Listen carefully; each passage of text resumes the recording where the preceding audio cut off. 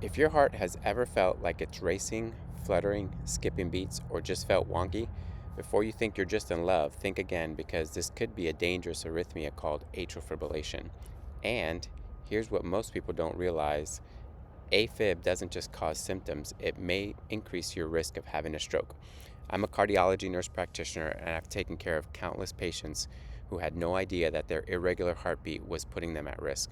Some people feel it immediately, and some people feel nothing at all until something serious happens.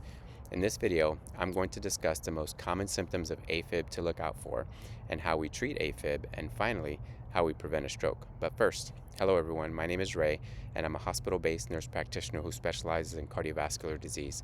If you're new to the channel, welcome. If you're not new, welcome back. In this channel, we talk about heart disease, both prevention and treatment, other topics related to the heart, and overall health and wellness. So let's get started. In this video, we are going to be discussing the most common arrhythmia, which is atrial fibrillation. Atrial fibrillation, or AFib like we call it, is what we call a supraventricular tachyarrhythmia. By the way, supraventricular means above the ventricles. AFib is a chaotic, uncoordinated rhythm that results in ineffective atrial contraction and irregular ventricular response. What the heck does that mean? We have two top chambers of the heart and two lower chambers of the heart. I like to think of them as four rooms: two rooms on the top of the floor, on the top floor, and two rooms on the bottom of the floors. Normally, when the heart pumps, it squeezes and then relaxes, almost in perfect sync. So it's a top-bottom squeeze, bump, bump, bump, bump, bump, bump. But in atrial fibrillation, the top chambers are just fibrillating, and they're actually having a party up there, and they're beating between 300 and 500 beats per minute. Some of the symptoms of AFib are palpitations, trouble breathing, fatigue, chest pain, and feeling lightheaded or like you're going to pass out. In some cases, you certainly can pass out. I just recently had a patient that came in after passing out, and lo and behold, he was in new onset of atrial fibrillation. By the way, if you've been diagnosed with AFib and want to monitor for it at home, or you're having any symptoms, if you're having chest pain, of course, go to the emergency department. Or if you're having any concerning symptoms, please go get yourself checked out to ensure that you're not having a medical emergency. But if you're thinking you might be back in atrial fibrillation and want to monitor for this at home, I have two options for you. You could purchase something called a Kardia Mobile on Amazon. There's different models, but the lowest priced one is $69 and goes up to $199. To be honest, I think the best one is the $129 version, but they're all pretty reliable. Another very good monitor is the Apple Watch, and believe it or not, I personally have had countless patients come in telling us that their Apple Watch mentioned possible AFib.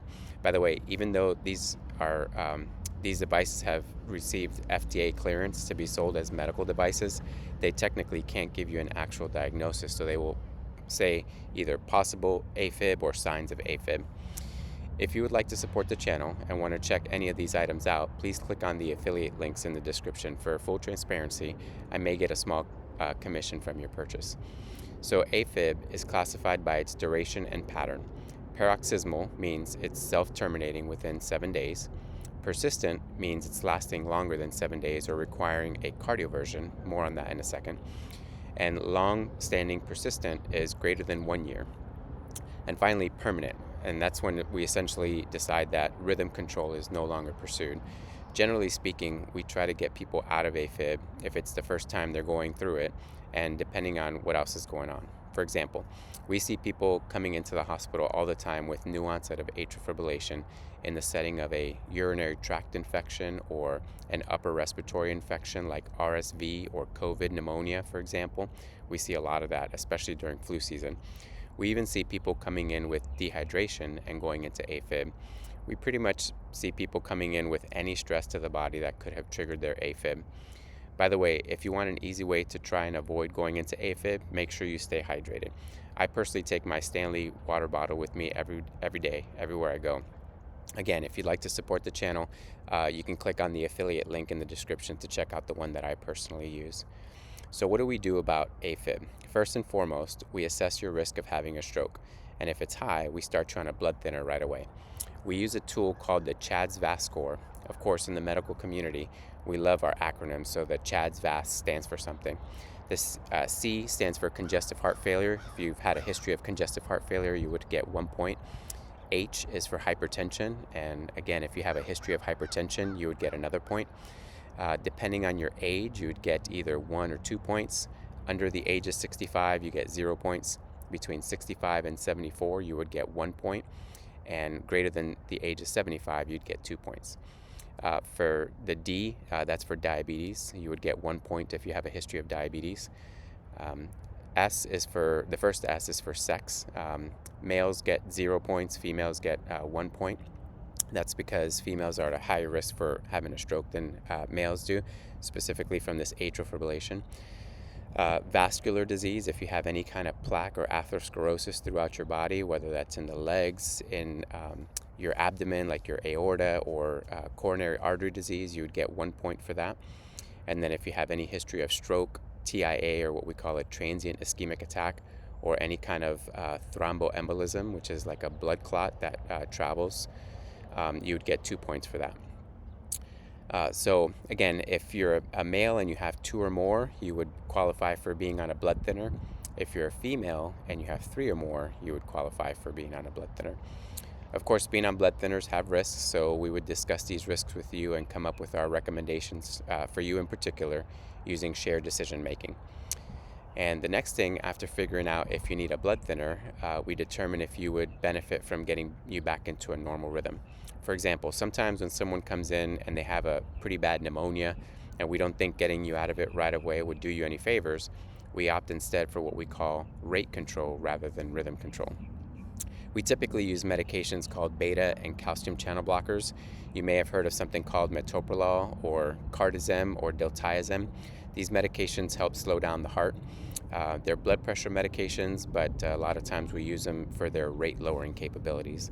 Sometimes slowing it down actually helps convert people back into a normal rhythm on their own.